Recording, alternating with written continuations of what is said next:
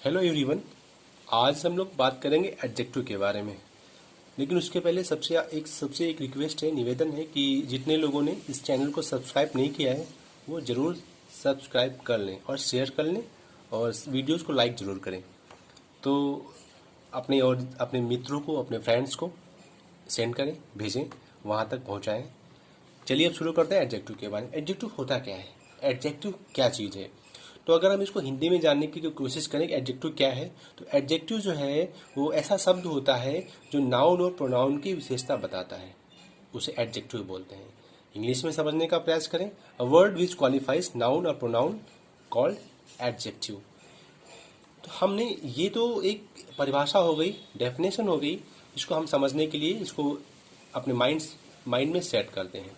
लेकिन उसके आगे भी एडजेक्टिव बहुत चीज़ है, उसके आगे एडजेक्टिव भरा पड़ा है। उससे आगे जो है एडजेक्टिव है, उसका यूज है, उसका इम्पोर्टेंट पार्ट आगे ही है। एडजेक्टिव डेफिनेशन तो एक हम उसको समझने के लिए होता है कि हम क्या उसको किस प्रकार से आगे उसको ले जाएंगे, कैसे समझेंगे।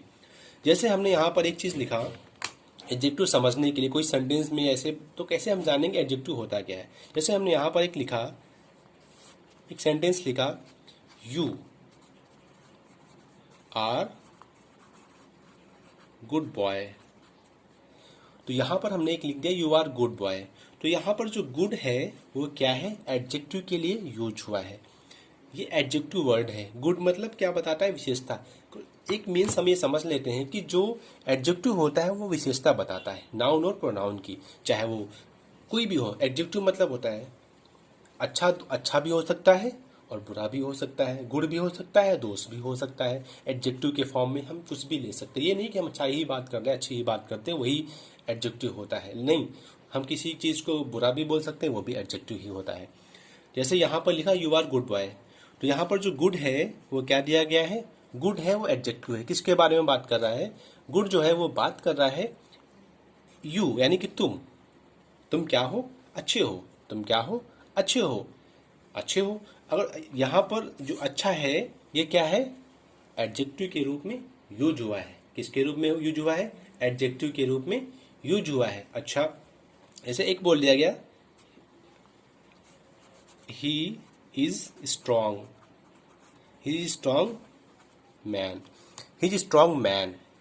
वह एक स्ट्रांग व्यक्ति है, पुरुष है। स्ट्रांग मतलब क्या होता है, मजबूत। तो यहाँ पर जो स्ट्रांग वर्ड है वो किसके लिए यूज हुआ है, मैन के लिए हुआ है यूज। कौन है, मैन है स्ट्रांग। ही प्रोनाउन है, ना मैन क्या है, नाउन है। तो अब यहाँ पर नाउन के लिए यूज हुआ है, तो बात ही हुई। तो यहाँ पर नाउन और प्रोनाउन की विशेषता बताते हैं। नाउन और प्रोनाउन की क्या बताते हैं, विशेषता बताते हैं। वो क्या होते हैं, क्या कहलाते हैं, वो क्या कहलाते हैं, वो एडजेक्टिव कहलाते हैं। अब चलिए आगे बढ़ते हैं कि यहाँ पर एक चीज़ होता है। ये तो एडजेक्टिव हो गया, हमारे एडजेक्टिव कौन होते हैं ये हम समझ गए, एडजेक्टिव कौन होते हैं। लेकिन यहाँ पर जो है एक होता है एट्रीब्यूटिव यूज ऑफ एडजेक्टिव होता है। क्या होता है, एट्रीब्यूटिव यूज ऑफ एडजेक्टिव उसको बोलते हैं। जैसे यहाँ पे हो जाए एट्रीब्यूटिव,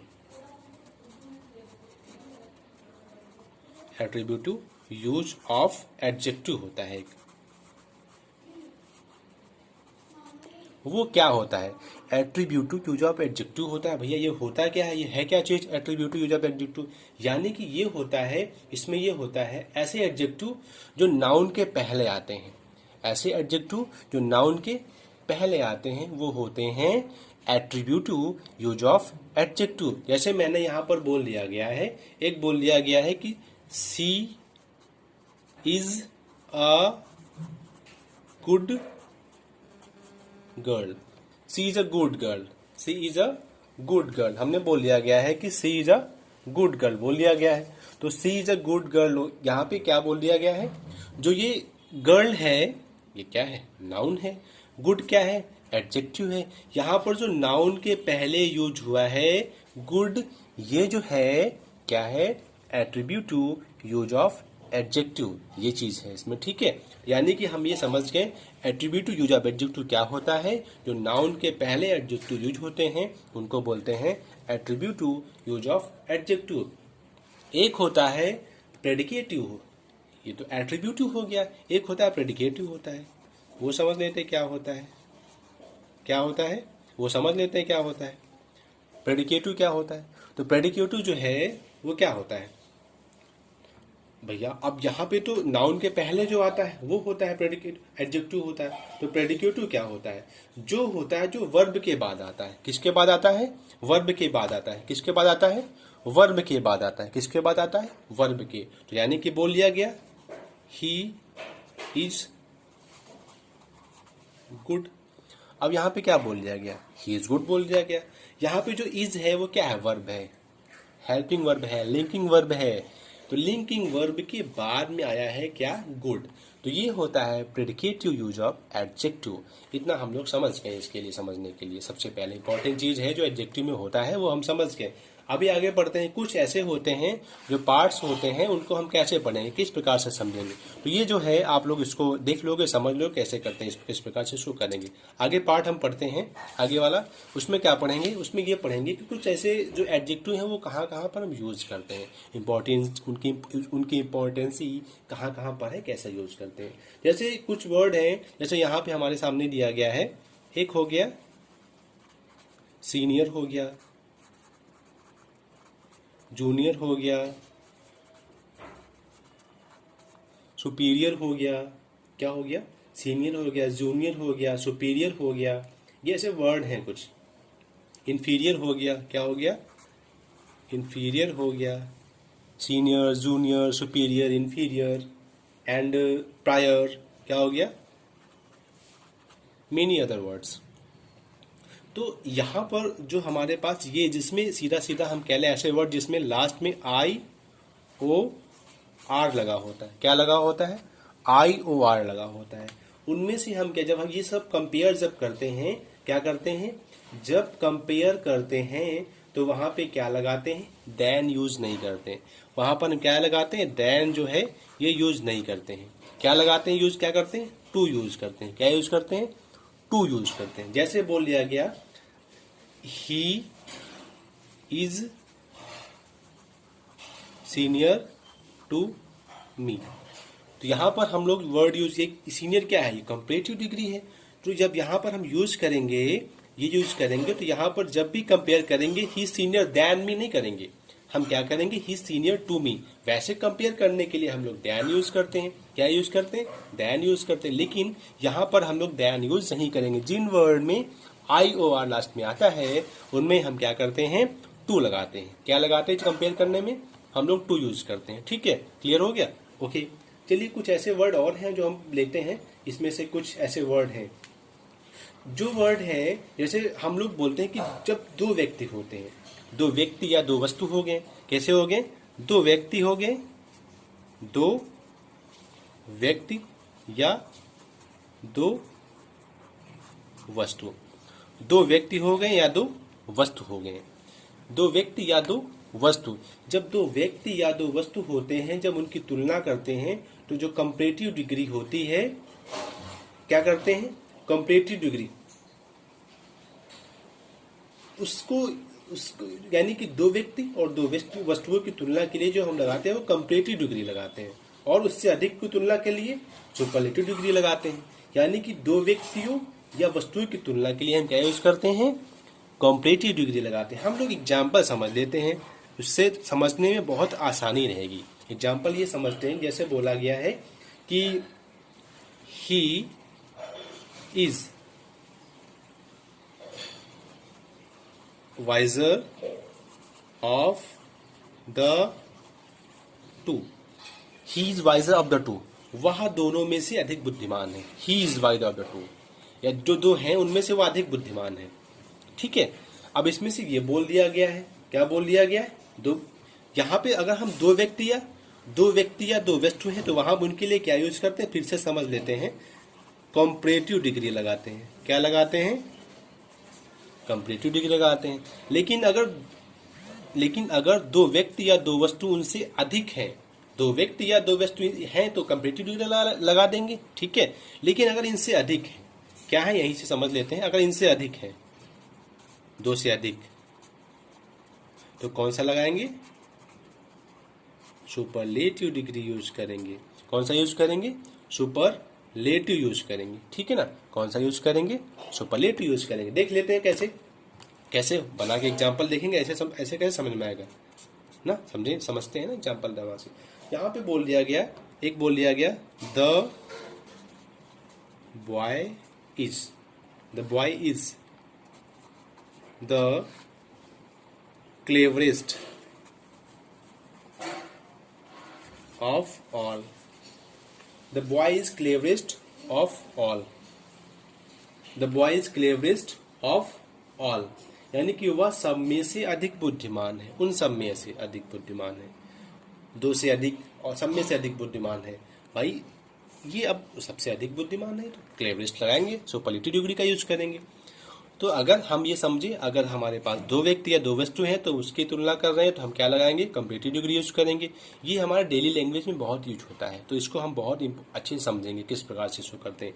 अगर दो व्यक्ति हैं, दो या दो वस्तु हैं तो कंपैरेटिव यूज करेंगे, अगर उससे अधिक हैं तो सुपरलेटिव डिग्री का हम यूज करेंगे। ठीक है, यहाँ तक समझ गए, इसमें कोई दिक्कत नहीं। चलिए आगे वाला पढ़ते हैं। ठीक है, अब आगे पढ़ते हैं। हम लोग पढ़ेंगे फर्दर एंड फर्दर तथा नियरेस्ट और नेक्स्ट का यूज पढ़ेंगे हम लोग, इसका यूज पढ़ेंगे अभी इसमें। देखिए फर्दर क्या होता है? फर्दर जो होता है, ये जो फर्दर होता है इसका मीन्स होता है दूरी, यानी कि डिस्टेंस। मतलब क्या होता है? डिस्टेंस होता है, इसका यूज होता है डिस्टेंस। और फर्दर मतलब होता है इसका आगे, कोई चीज़ हम आगे के लिए बताते हैं तो वहाँ पे यूज करते हैं, फर्दर यूज करते हैं, ठीक है ना।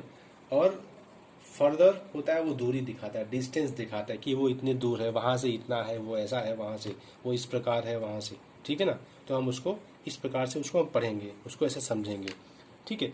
जैसे यहाँ पर हम लोग एक एग्जाम्पल लेते हैं, एक एक एग्जाम्पल सबका समझेंगे तो कैसे समझेंगे।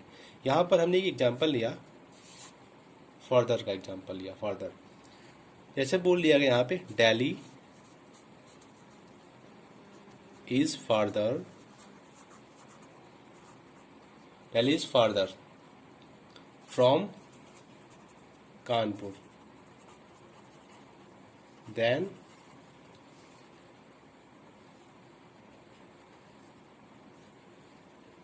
झांसी। ये कर सकते हैं, Delhi is farther from Kanpur than Jhansi. ये हो गया, इसका मतलब क्या होगा? डिस्टेंस दिखा रहा है, दूरी दिखा रहा है। क्या दिखा रहा है? डिस्टेंस दिखा रहा है, दूरी दिखा रहा है। इसका मतलब जो हो गया। अब आगे हमारे पास है फर्दर। तो फर्दर का यूज हम क्या कैसे करेंगे? फर्दर का मतलब क्या होता है? उसका मतलब होता है आगे। क्या होता है? आगे, यानी कि ऐसा कहा जाता है, ऐसा कहा गया था, ऐसा कहा जाएगा, आगे ऐसा कहा जाएगा। इस प्रकार से हम लोग कर लेते हैं। जैसे यहाँ पे लिया गया एक sentence, he further said that, he further said that he was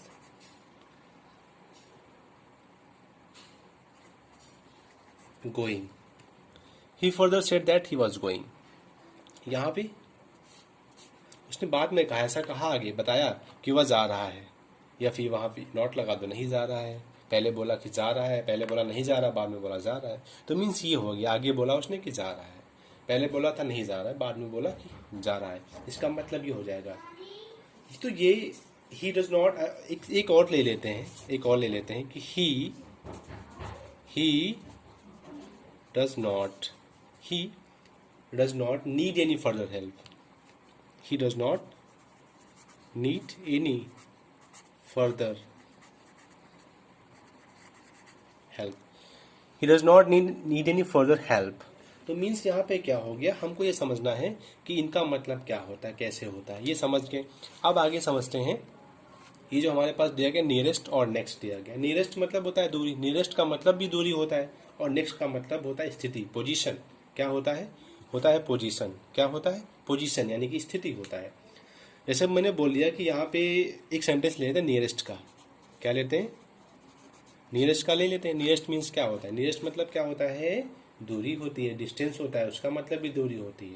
इसको कैसे, कहाँ के लिए यूज़ करते हैं, ये समझ ले, कहाँ के लिए इसको यूज़ करते हैं। जैसे हमने बोल दिया कि नियरेस्ट बैंक, नियरेस्ट हाउस, ऐसे हम यूज़ कर सकते हैं। जैसे बोल दिया गया the nearest bank, the nearest bank is 5 miles from here. The nearest bank is 5 miles from here. 5 miles from here. The nearest bank is 5 miles from here. जो nearest bank है वो कितनी की डिस्टेंस है? 5 माइल डिस्टेंस है. कहाँ से? यहाँ से 5 माइल डिस्टेंस है. ठीक है ना? ओके. अब क्या है, हम लोग पढ़ लेते हैं नेक्स्ट का. हाउस नेक्स्ट का जो नेक्स्ट का होता है वो यूज क्या होता है, कैसे पढ़ेंगे, ये तो हमारा पहला था. दूसरा क्या देख लेते हैं. जैसे बोल दिया गया my house is next. My house is next to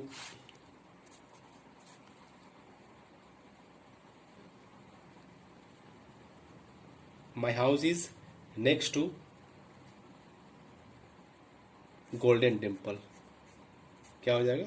Golden temple.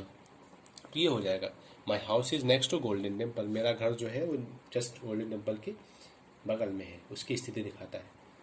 आप लोग एड्रेस दिखाते हैं तो वहाँ पे नेक्स्ट लगाते हैं कि नहीं लगाते हैं? वहाँ पे नेक्स्ट यूज़ करते हैं. उसी प्रकार से यहाँ पे ऐसे इसको हम समझेंगे, इस प्रकार से समझेंगे. तो इतना रहा ये. अगला हम लोग कुछ अभी एडजेक्टिव में और भी कुछ बचा हुआ है तो हम लोग नेक्स्ट में वीडियो में समझेंगे. लेकिन अभी के लिए आपसे एक निवेदन फिर से मैं कर रहा हूँ कि इसको लाइक, शेयर और सब्सक्राइब ज़रूर करें. Thank you.